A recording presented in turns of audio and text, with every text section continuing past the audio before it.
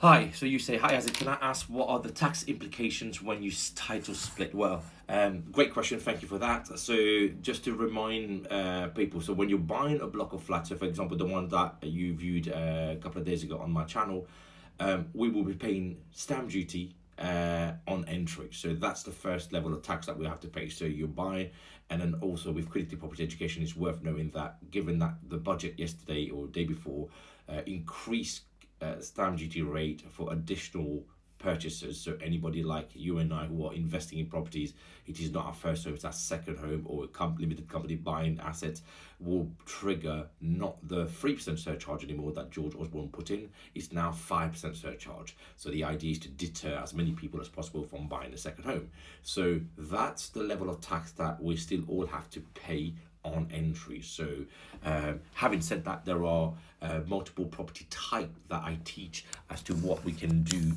to basically be wise with what we buy, but also more importantly how much we end up spending on taxation. So that's the first thing. So stamp duty, land tax is critical. Depending on what you're buying and where you're buying, how much you're paying, you will be triggering capital gain stamp duty rate.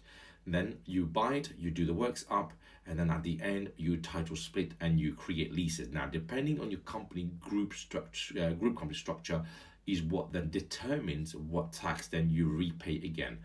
As part of the coaching program that I do on a one-to-one, I go through, I think week 3 or week 4, we talk about stamp duty, land tax, as well as group company structure. And as part of the one-to-one, you get my property tax advisor who then sets up your structure as well. So as long as your structure is right, you should only then be paying tax on entry, and that's it. Because then, as long you're retaining. So a very big part of my property investment philosophy is all about retention rather than selling. So if you're retaining, and the reason you retain is because I will teach you how to recycle most of your money out, so you end up taking all of your money back out, or as much as possible depending on interest rates at the moment, and then you use that same money to buy the next block. So if you're doing that, you then don't need to sell. If you don't need to sell, then your actual tax exposure on entry is your SDLT.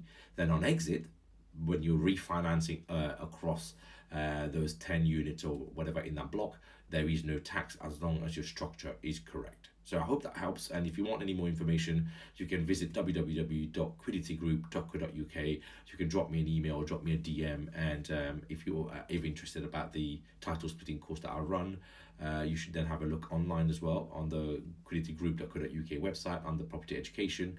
But also, I have written a book about title splitting called Grow Your Wealth via Title Splitting on Amazon as well. So I would suggest people who are interested in that strategy go there first. That's your kind of, after this, which is the free information. Then the next level up is the book around £10 on Amazon. Thanks for watching.